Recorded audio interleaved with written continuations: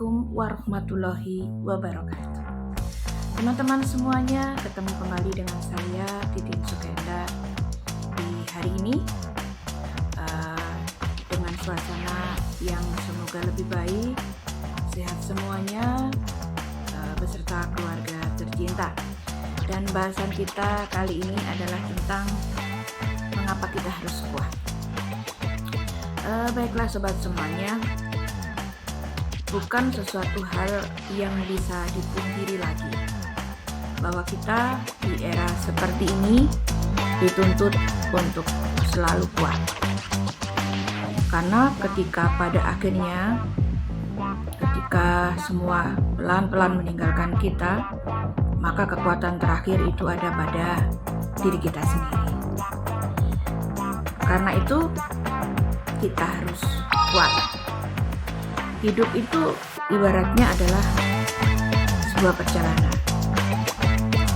Tentu tidak semuanya itu lurus-lurus saja, lempeng-lempeng saja. Perlu diingat bahwa hidup itu bukan jalan tol ya. Pasti ada liku-likunya, dan itu semua yang akan menguatkan kita suatu saat nanti. Jadi ketika kemudian terjadi sesuatu yang baik sudah kita prediksikan maupun yang belum pernah kita prediksikan, kita harus berusaha bangun. Ketika jatuh, bangun lagi. Jatuh, berusaha bangun lagi. Semampunya, sebisanya. Dan fase terkuat berikutnya adalah mencoba bertahan. Ada kadang saat kita ini menyadari bahwa jatuhnya kita kemarin, masalah kita kemarin itu adalah upaya dari Allah sebagai hadiah untuk kita, sebagai upaya pendidikan bagi kita yang suatu saat akan sangat kita syukuri. Kenapa kita harus diberi jalan yang seperti itu, diberi masalah yang seperti itu, dan itu mungkin tidak dalam waktu dekat, mungkin juga dalam waktu-waktu yang mungkin kadang-kadang kita nggak bisa membayangkan. Suatu saat kita ada di posisi yang menuntut kita harus pernah bangkit dari sebuah yang namanya kegagalan. Kemudian upaya yang terakhir, banyak hal ya kenapa kita harus bertahan, apalagi ketika kita sudah punya keluarga, ada anak-anak yang menunggu jerih payah kita, ada keluarga dan orang-orang terkasih yang menunggu kesuksesan kita. Maka ketika mereka semua ada di hadapan, ada di belakang kita, maka jalan satu-satunya adalah mencoba bertahan. Maka fase ketiga adalah ketika kita sudah kuat, kemudian kita mencoba bertahan. Selanjutnya kita berusaha untuk keras. Bagaimanapun, tangan kita hanya ada dua, dengan 5 jari di setiap tangan.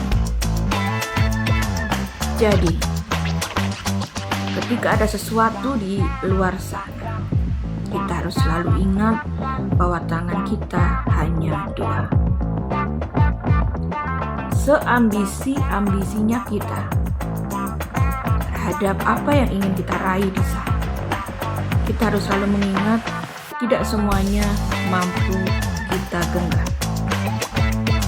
Kita harus memprioritaskan mana yang ingin kita raih terlebih dahulu. Bukan tidak mungkin semuanya itu akan kita milih, mungkin saja. Tapi ada satu waktu kita harus menentukan pilihan.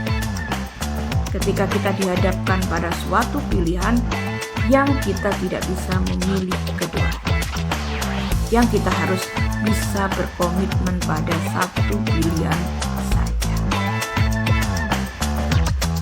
Maka kita harus berani untuk memilih dan selanjutnya berkomitmen melaksanakan apa yang sudah kita pilih. Bila sudah ada perasaan seperti ini, sahabatku semuanya, kita juga harus berusaha mengingat bahwa awalnya kita bukan siapa-siapa. Kita dilahirkan dengan tangan jari-jari yang mungkin tidak bisa menggenggam di awal kita lahir di dunia. Jadi memang ini berat, tapi kita harus belajar mengikhlaskan mana yang tidak bisa kita genggam dan mana yang harus kita lepas.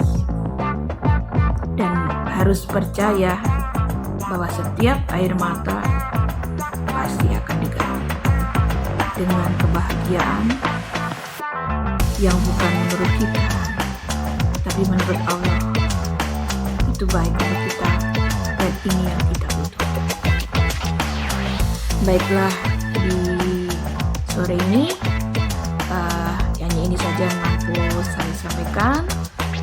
Saya menunggu komen, kritik, saran, dan subscribe dari sobat-sobat semuanya, dan semoga apa nanti yang dikomen di video ini akan kita diskusikan sama-sama. Dan yang terakhir, salam hangat buat keluarga. Semoga kita tetap belajar dan bisa menjadi manusia yang bermanfaat bagi orang lain. Wassalamualaikum warahmatullahi wabarakatuh.